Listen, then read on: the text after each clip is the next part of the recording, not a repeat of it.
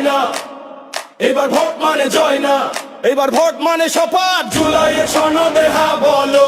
আসসালামু আলাইকুম প্রিয় দেশবাসী, প্রিয় সাংবাদিক ভাই ও বোনেরা এবং যারা আমাদের আশেপাশে শুনছে, আজকে জাতীয় নাগরিক পার্টি এনপিটির কেন্দ্রীয় নির্বাচন পরিচালনা কমিটির পক্ষ থেকে আজকে প্রচারণামূলক একটা ভোটের গাড়ি আমরা উদ্বোধন করেছে কি ঢাকা শহরের বাইরেও রয়েছে বিভিন্ন স্থানে। আমরা গণভোটের প্রচারণার জন্য এই গাড়িটি পরিবর্তিত হবে রাস্তায় এবং গণভোটে হ্যাঁ পক্ষে ক্যাম্পেইন করবে, প্রচারণা করবে। আমরা ইতিমধ্যে প্রত্যেকেই জেনেছি এবং জনগণের কাছে আমরা এই বার্তাটা নিয়ে যাচ্ছি যে এবারের নির্বাচনে কিন্তু প্রত্যেকটা নাগরিকের 2টি করে ভোট থাকবে। কারণ একটা হচ্ছে সরকার গঠনের জন্য যেই ভোট, অর্থাৎ আপনি প্রার্থী নির্বাচন করবে, আপনার জনপ্রতিনিধি নির্বাচন করবে, সেটার জন্য একটা ভোট, সেটার জন্য আপনি আপনার পছন্দের মার্কার ভোট দিবে। গণ অভ্যুত্থানের পরে সময়টা জুড়ে আমরা যে ঐক্যমত কমিশনে ফ্যাসিবাদ বিরোধী রাজনৈতিক দলগুলো নানান আলোচনা, সমালোচনা, তর্ক বিতর্কের মাধ্যমে জুলাই সনদ প্রণয়ন করেছিলাম, সেই জুলাই সনদের উপরে এই গণভোট অনুষ্ঠিত হচ্ছে এবং এই গণভোটে আমরা জাতীয় নাগরিক পার্টি এনসিপি হ্যাঁ পক্ষে অবস্থান নিচ্ছি এবং জনগণকে আমরা হ্যাঁ পক্ষে আহ্বান জানাচ্ছি। আমরা বলছি যদি আমাদেরকে পছন্দ না হয়, যদি আমাদেরকে ভোট আপনারা নাও দেন, কিন্তু অ্যাটলিস্ট হ্যাঁ পক্ষে আপনারা ভোট দিবেন।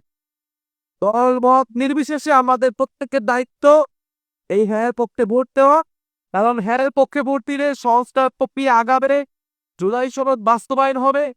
আর যদি না জয়যুক্ত হয় তাহলে আসলে আগের ব্যবস্থা নেই থেকে যাবে এবং কোনো ধরনের পরিবর্তনই হবে না এবং গণ অভ্যুত্থান আসলে সম্পূর্ণভাবেই ব্যর্থ হবে। শুধুমাত্র সরকার পরিবর্তন হবে। একটা সরকার গিয়েছে, একটা দল গিয়েছে, হয়তো ভোটের মাধ্যমে আরেকটা দল আসবে, কিন্তু আগের সিস্টেমে, আগের পদ্ধতিতেই কিন্তু তারা দেশ চালাবে।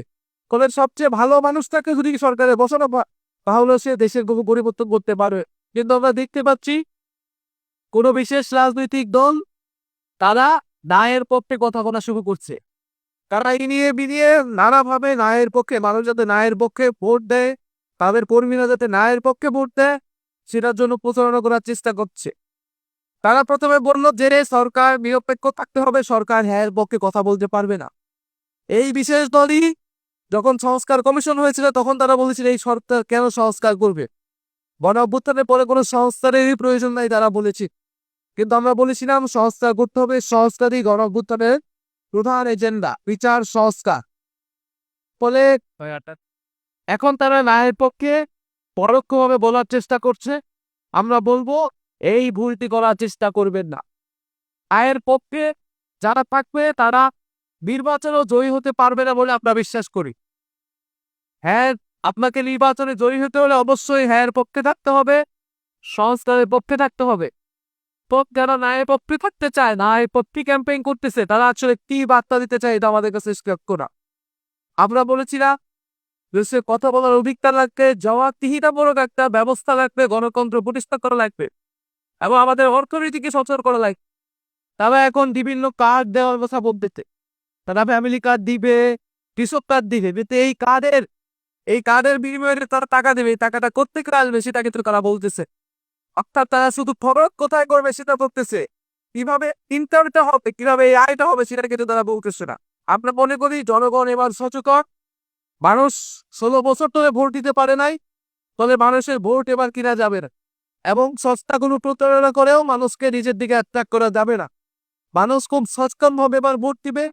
আমাদের আহ্বান থাকবে তরুণ সমাজ, সাধারণ মানুষ, গণ অভ্যুত্থানে যারা অংশগ্রহণ করেছেন, আপনারা সচেতন ভাবে ভোট দিবে। কারণ এবারের ভোট বাংলাদেশকে 50 বছর এগিয়ে নিয়ে যাওয়ার জন্য ভোট, কেবল একটা শুধুমাত্র সরকার গঠনের জন্য এই ভোট না। গণ অভ্যুত্থানের পরে ভোট, প্রত্যেকটা গণ অভ্যুত্থানের পরে ভোট কিন্তু বাংলাদেশকে এগিয়ে নিয়ে গেছে। ফলে আমরা মনে করি এই নির্বাচনে মানুষ সচেতন ভাবে ভোট দিবে এবং আমরা যাতে মানুষকে কোনো ধরনের প্রতারণার আশ্রয় না নেই।